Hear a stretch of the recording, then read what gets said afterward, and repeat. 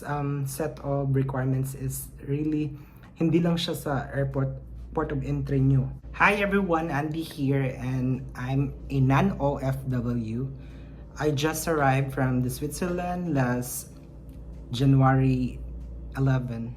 Today is my third day, January 13, and by January 15 is my expected swab test.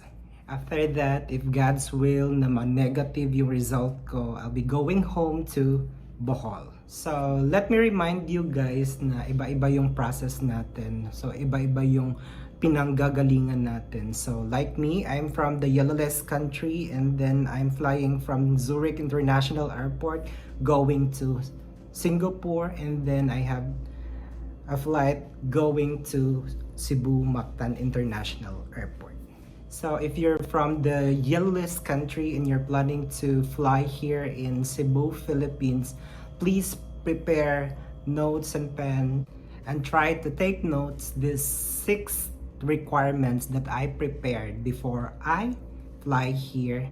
So number 1 is the RT-PCR test result taken within 72 hours prior to departure.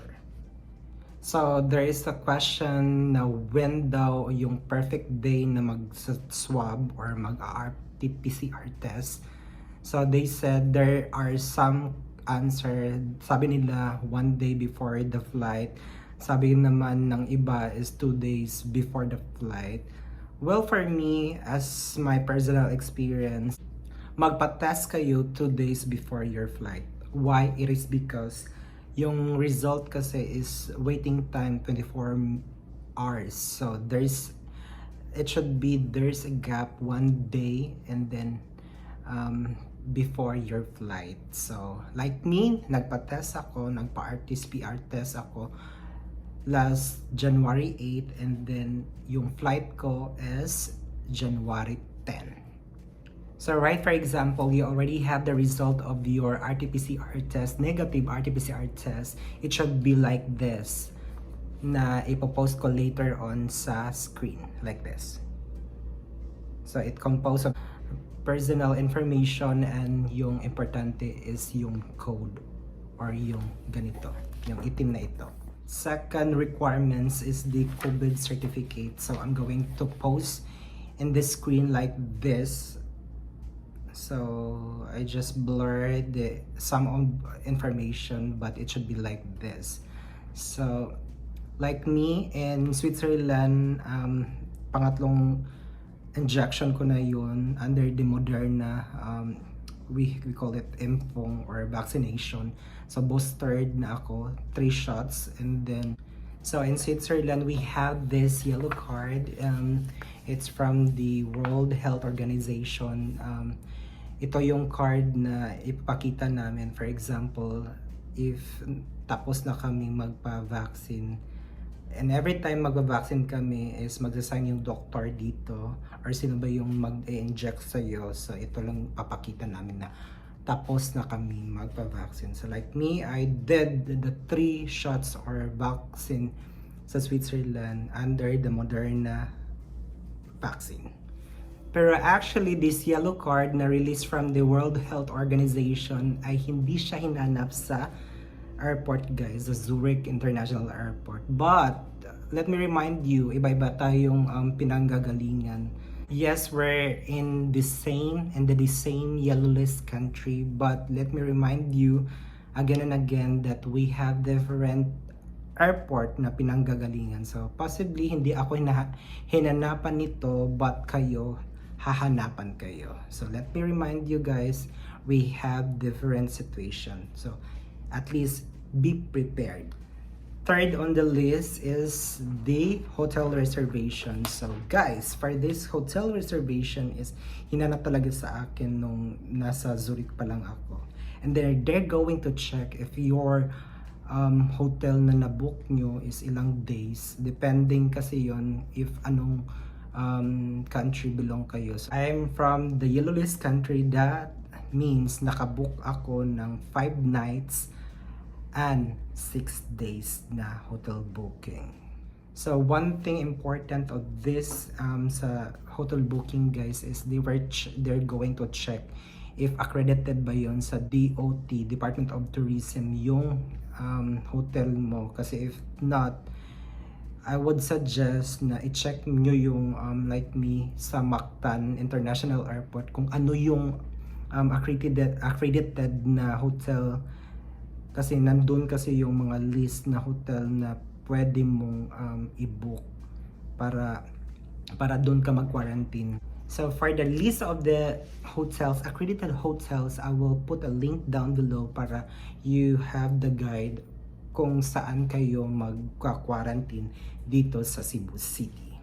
So as of now, I'm here in Lapu-Lapu, one of the accredited hotels here in Lapu-Lapu. If you want to know the name of this hotel, because I'm very satisfied with this hotel, the rooms here, the staff here, and especially the foods, is just comment down below and then I'll give you the name of this hotel. And let me remind you that this video is not sponsored by this hotel. I just love to recommend this because I'm satisfied with their facility. That's all. So number 4 requirements is very logical. So you can't fly going here in Pinas from your location, from your location saan kayo nag-start kung wala kayong plane ticket. So be prepared. So number 5 or 5th requirements is the One Health Pass. One Health Pass is dapat gawin mo siya or i-download mo siya. Dapat magkakaroon ka ng code na ganito. Special code or personal code. Dapat gawin mo to third day before your departure. So like me, my flight was January 10. So gumawa ako ng One Health Pass QR code January 8. So if you're asking me how to download it or how to make this One Health Pass, so I'll put link down below para you have the guide, because this instruction is instruction from the BOQ or Bureau of Quarantine, something like that. So number 6, actually this number 6 is, I really thought hindi na siya hahanapin sa airport sa Zurich, but hinanapan talaga nila ako. But so just be prepared because sa part ko is hinanap talaga siya. Number 6 requirements is the Trace app. So yung Trace app, i-download nyo lang siya. Mada-download nyo yan sa phone nyo. Actually, the day nandun na ako sa airport, nagpa-counter na ako, is that day lang ako nag-fill out ng or nag-download ng Trace app. Because I really thought hindi na siya hahanapin, but hinanap talaga nila. So, no need to argue for the officer if mag-check na sila sa counter kung ano yung mga requirements mo. If ano yung hihingin nila, ibigay nyo na lang. Kung wala pa kayo, like me, wala pa akong Trace app, nag-download talaga ako harap-harapan. Because actually, if you're incomplete requirements, they will not allow you to enter the airport if incomplete kayo. So better, you already have this 6 requirements, so just be prepared. So guys, I would suggest na if you have this list, better print it, because they really don't like na mag-check lang kayo sa cellphone ninyo, or for example yung mga picture nyo sa cellphone is blurred. So better naka-print out talaga siya para klarong-klaro. And then this set of requirements is really hindi lang siya sa port of entry nyo. For example, hindi lang siya hinanap sa akin dun sa Zurich, but from time to time, like me, pagdating namin dun sa Singapore, hinanap ulit same documents yung hinahanap namin. So at last thing, pagdating nyo dito sa Cebu is same documents lang hahanapin nila. So may mga requirements silang hihingin sa'yo, but if you have these 6 requirements na binanggit ko, is safe ka na. So, I hope nakatulong ito sa inyo. I suggest na be safe and Happy trip and see you here in the Philippines. Ciao!